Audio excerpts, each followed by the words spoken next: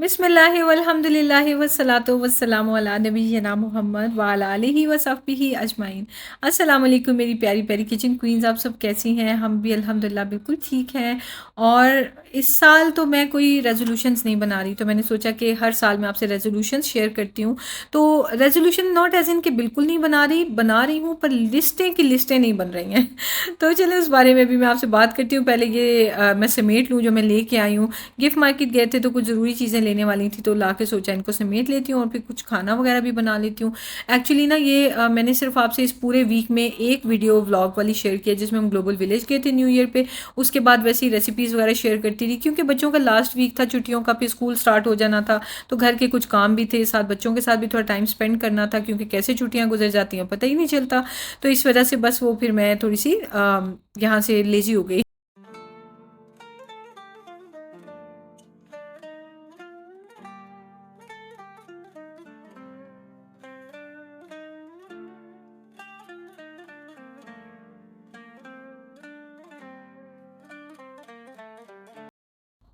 New year आता है ना, तो उस पे ये सोच ज़रूर आती है कि कोई रेज़ोल्यूशन होनी चाहिए। और उसके लिए फिर कई दफ़ा तो लिस्ट भी बन जाती है कि अच्छा ये करेंगे वो करेंगे, अपने माइंड में कोई रेज़ोल्यूशन होती है।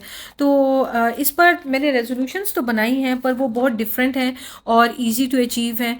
और वो ऐसी रेज़ोल्यूशन है कि मुझे ऐसे लगता है कि पूरा साल ही उनको फॉलो करते रहना पड़ेगा तो वो अचीव होंगी। वैसे तो कई ऐसी भी होती है ना कि एक दो महीने में आपने कोई टारगेट्स अचीव करने हैं या कुछ करना है, या कोई ऐसी जो थ्रू आउट द ईयर पूरी लाइफ के लिए कोई शायद लाइफस्टाइल चेंज करना है या कुछ। खैर, तो मेरे केस में तो तरह तरह की होती हैं। इस बार जो है ना, मेरा सारा फोकस इस चीज़ की तरफ रहेगा कि दुनिया में मेरा क्या रोल है, और मैं जब दुनिया से जाऊंगी तो आखिरत में मैं क्या लेके जाऊंगी। मैं जो जो इन्वेस्टमेंट करूंगी वो मैं दुनिया में आखिरत के लिए करूँ, ना कि मेरा फोकस सिर्फ हो कि मैंने कमाना कितना है, मुझे व्यूज़ किस चीज़ से आएंगे। और मेरा फोकस इस तरफ होना चाहिए कि ओहो आज वीडियो नहीं हुआ, आज ये नहीं हुआ, वो नहीं हुआ। मेरा फोकस होना चाहिए सारा का सारा आखिरत के लिए, कि आखिरत के लिए यहीं पे इकट्ठा करने ही आए हैं। और फिर यहाँ से मुंह उठा के चले जाएं, ना दुनिया में कुछ अचीव किया हो ना आखिरत में किया हो, तो उससे फिर क्या फ़ायदा क्या।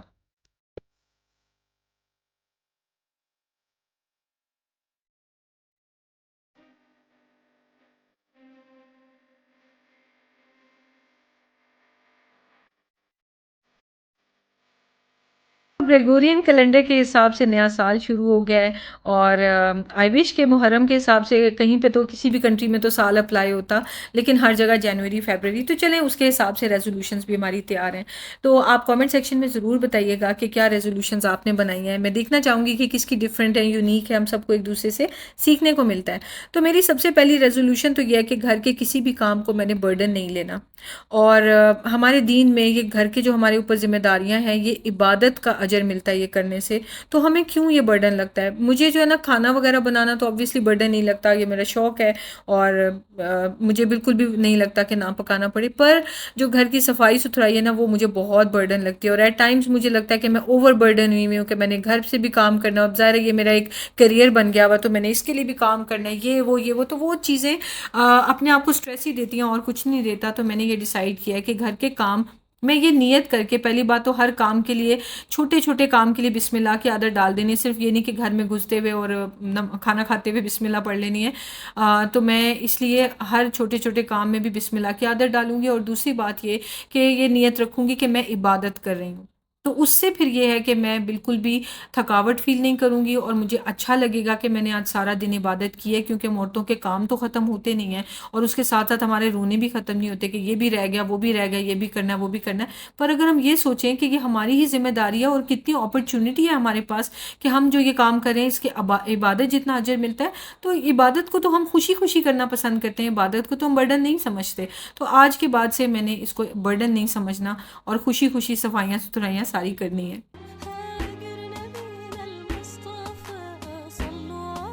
दूसरी रेज़ोल्यूशन मेरी अपने आप से ये है कि मैंने अपने कैरेक्टर को इम्प्रूव करना है।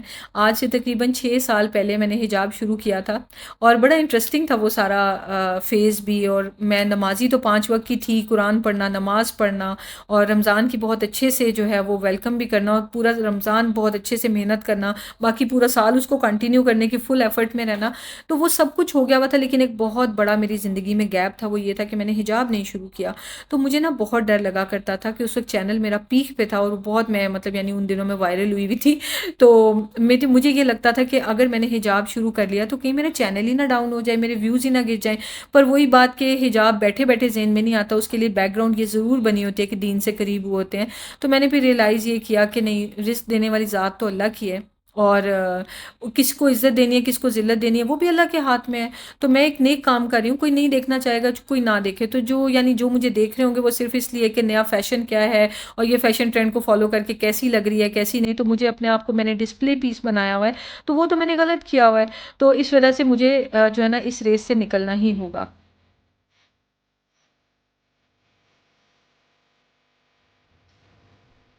आपको एक मज़े की बात बताऊँ? आपको सुन के बहुत अच्छा भी लगेगा।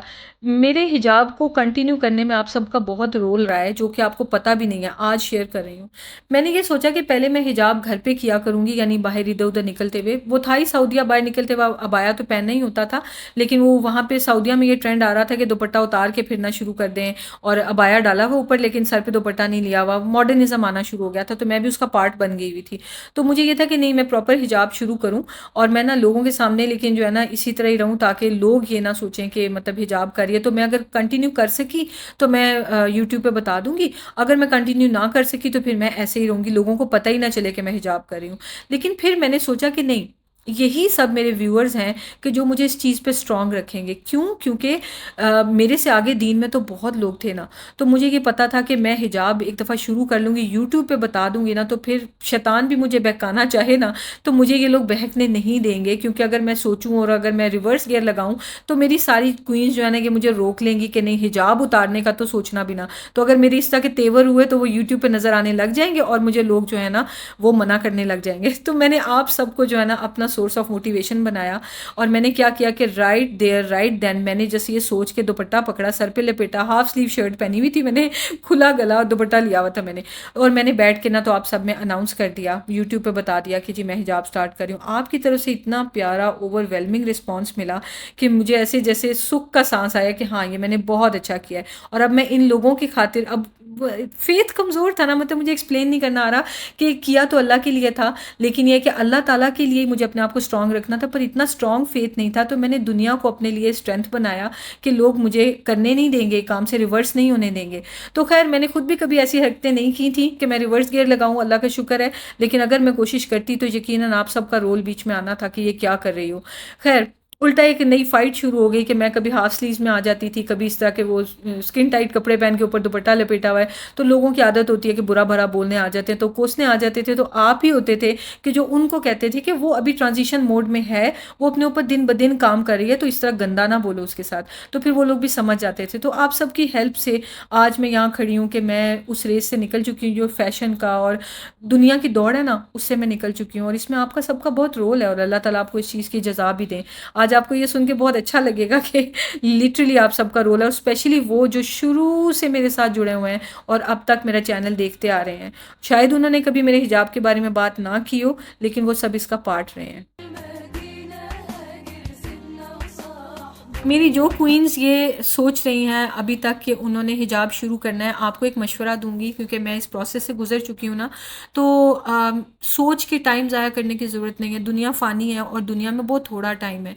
तो आज ही दुपट्टा पकड़ें और मेरी तरह अपने सर पे लपेट लें, दैट्स इट। इतना सा तो करना है और कोई सोचने की ज़रूरत नहीं हिजाब की वजह से अब मुझे और क्या करना है क्या नहीं करना। आपको सब पता है कि हिजाब किस किस के लिए आपके ऊपर करना फ़र्ज़ है। तो वो रिश्तेदार घर पे आए तो सर पे दुपट्टा ले लें, जिनके पास हिजाब जायज़ नहीं, मतलब यानी हिजाब का हुक्म नहीं है, वो घर पे हों या आए हों तो दुपट्टा ना लें सर पे, दैट्स इट। बाहर निकलना है दुपट्टा ले लें, दुपट्टा लेना है तो अपने आप को अच्छी तरह से फ्रंट से कवर कर लें, दैट्स इट। इतनी सी बात है।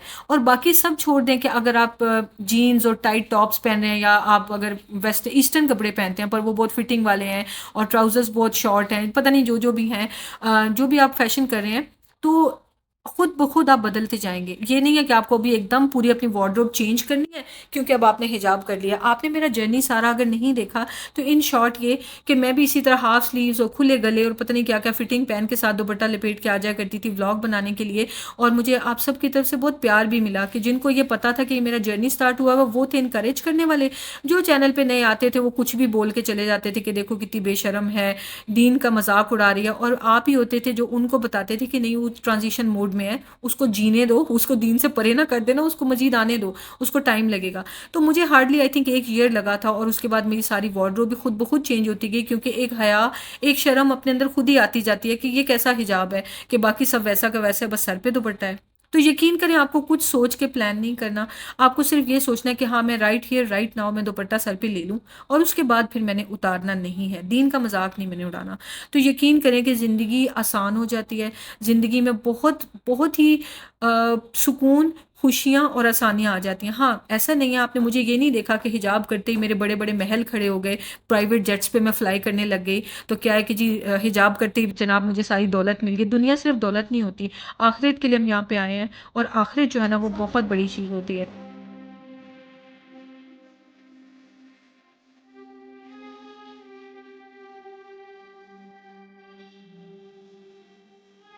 हाँ, स्पीकिंग ऑफ दौलत, पैसा अक्सर क्वेश्चन आता है मेरी क्वीन्स की तरफ से, कमेंट्स आए होते हैं कि आपने अपना घर कब लेना है, हम इंतज़ार कर रहे हैं, क्योंकि सब ने अपने अपने यूट्यूबर्स ने घर बना लिए हैं, पर आप अभी तक रेंट पे रहते हैं, तो आप कब अपना घर लेंगे। तो मैंने सोचा चलें इसी टॉपिक पे इसी वीडियो में बात कर लेते हैं, सेपरेट क्या वीडियो बनानी है इस पर। तो हम लोगों ने ना रेंट पे ही रहना है, और हम कभी भी अपना घर आप हमारा नहीं देखेंगे। उसकी वजह ये है कि यहाँ पे जो लोग बिज़नेस करते हैं ना, वो तो अपना घर लें तो समझ में आता है, क्योंकि वो अब सेट हो गए और वो सारी ज़िंदगी ये रहेंगे। हम लोग करते हैं जॉब, तो हमें नहीं पता हमने यहीं पे रहना है परमानेंट, पाकिस्तान जाना है, किसी और कंट्री जाना है, तो पहली बात तो घर लेने की कोई लॉजिक ही नहीं है। दूसरी बात ये है कि यहाँ पे जो 1 कनाल का घर है ना, पाकिस्तान में 3 से 4 कनाल के घर के बराबर यहाँ पे 1 कनाल के घर की प्राइस है। और पाकिस्तान में घर इतने खूबसूरत होते हैं, यहाँ पे सिर्फ 4 दीवारी छोटा सा लॉन मिल जाता है, कम्युनिटी के अंदर होते हैं विलास बने हुए, तो क्या है कि जी वो उसकी प्राइस जो है 3 से 4 कनाल के बराबर है यहाँ की 1 कनाल की प्राइस। तो क्या ये बेवकूफ़ी नहीं होगी कि यहाँ पे सिर्फ इसलिए कि सब यूट्यूबर्स घर ले रहे हैं तो हमने भी घर लेना है। तो इसलिए हमारा कंपटीशन ही नहीं है किसी हिसाब से। अक्सर मैं जिक्र करती हूँ कि जब कपड़ों वगैरह में फैशन में कंपटीशन नहीं, तो आप ये देख लें कि किसी चीज़ में मेरा किसी से कोई कंपटीशन नहीं है, हम अपनी ज़िंदगी अपनी मर्ज़ी से जी रहे हैं, दैट्स इट। और दूसरी बात यह कि ज़िंदगी में कभी पाकिस्तान भी आना पड़ा तो भी आप देखेंगे कि हम किराए के घर में रहेंगे, हम अपना नहीं लेंगे, क्योंकि एक जो ये लग्जरी है, आई वुड से कि ये लग्जरी है कि जब दिल करे किसी और घर में मूव कर जाएं, और उस घर की जिम्मेदारी आपके ऊपर नहीं है कि उसको मेंटेन करना है, उसका ख्याल रखना है, उसमें जो भी उसमें काम आने वो आपने करने हैं। आपका दिल करे आप अपना सामान समेटें, आप कहीं और मूव कर जाएं, या मेंटेनेंस को भी छोड़ें, आप एक जगह रहते रहते बोर हो गए, सामान पकड़ा कहीं और मूव कर गए। तो हम लोग तो जो है ना इसी तरह ही रहेंगे, हम लोगों ने कभी भी अपना घर नहीं बनाना। तो ये है जी मेरी रीज़न। तो बहरहाल अभी आपने काम करते हुए जो चीज़ देखी है, ये गन है, और ना ये जो कपड़ों पे टैग लगे होते हैं ना, प्लास्टिक का होता है साथ में, तो ये वो वाली वायर है। तो मैंने ये क्यों लिया है, क्योंकि जो डूवे और डूवे कवर्स है ना, ये उनको अटैच कर देते हैं और फिर वो आपस में जुड़े रहते हैं, तो बार बार लूज़ नहीं होता। हम बड़े तो सही से सो लेते हैं, पर बच्चों का ये होता है कि सुबह उठते हैं ना तो डूवे कवर कहीं और होता है और उसके अंदर डूवे कहीं गुम हुआ होता है। तो ये मैंने इनका भी बच्चों का भी एक दिन पहले ही लगा दिया हुआ था। और ये गन जो है ना, इसका लिंक मैं आपसे शेयर कर दूंगी, ये बहुत अच्छी रहेगी, और इसके अंदर इतनी ज़्यादा वायर्स हैं कि मुझे लगता है कि आराम से 6 महीने 7 महीने तो इसी में निकल जाएंगे। तो फिर 3-4 दिरहम की जो है वो और आ जाएंगी अगर ज़रूरत पड़ेगी तो मतलब यानी ईजी है, डुवे कवर मैनेज करने बहुत आसान हो गए हैं। मेरे जो ग्लास कंटेनर्स थे ना, वो भी अब टूटते जा रहे थे थोड़ा थोड़ा ना, मतलब इतने मेरा ख्याल है कोई 7-8 साल हो गए हैं, वो सऊदी अरब से ही ले आए हुए थे हम, तो उनके ना अब किनारे टूट गए हैं, तो अब ऐसे लगता है कि ऐसे चोट ना लग जाए, या बच्चे या पकड़े हैं हम लोग तो कट ना लग जाए। तो मैंने सोचा कि सारे कंटेनर्स एक बार ही चेंज कर देती हूँ। प्लस वो जो कंटेनर्स हैं ना, वो माइक्रोवेवेबल तो हैं, लेकिन मुझे ये भी नहीं पता कि अवन में रख सकती हूँ या नहीं। तो इस वजह से ना मैंने ये कंटेनर्स लिए हैं, इनके भी लिंक आपसे शेयर कर दूँगी। तो ये माइक्रोवेव में भी रख सकते हैं, अवन में कोई भी चीज़ यानी मैंने गर्म करनी है या कुछ भी बेक करना है तो इन्हीं कंटेनर्स में डाल के मैं बेक कर दूं। और इनके जो लिड्स हैं वो सिलिकॉन की हैं, लेकिन वो माइक्रोवेव सेफ़ नहीं है, लेकिन बीपीए फ्री हैं, बट स्टिल उन्होंने लिखा हुआ है कि माइक्रोवेव सेफ़ नहीं है, क्योंकि माइक्रोवेव में ना ही रखें तो बेहतर है। तो वो चीज़ है कि मतलब मैंने ग्लास कंटेनर्स अब सोच के वो लिए हैं कि जो इनको मैं डायरेक्ट जिनमें खाना रख के बेक भी कर लूँ और उसी में सर्व भी कर सकूँ। तो इस वजह से मैंने सारे कंटेनर्स ही चेंज कर दिए हैं। तो इस वीडियो में तो नहीं, इंशाल्लाह अगली वीडियो में आप देखेंगे कि जिसमें मैं इसको अरेंज कर दूँगी कैबिनेट्स में। वो जो दूसरे कंटेनर्स हैं जो तो ख़राब हो रहे हैं, वो तो मैं अपने हाथ से तो किसी को दूंगी नहीं, किसी और को ना कट लग जाए, तो वो तो मैं फेंक ही दूंगी, लेकिन जो सही है वो मैं अपने हाउस हेल्प को दे दूंगी, या बिल्डिंग में जो नीचे लोग हैं उनसे पूछ लूँगी कि अगर उनको चाहिए तो वो कंटेनर्स उनको दे दूँगी।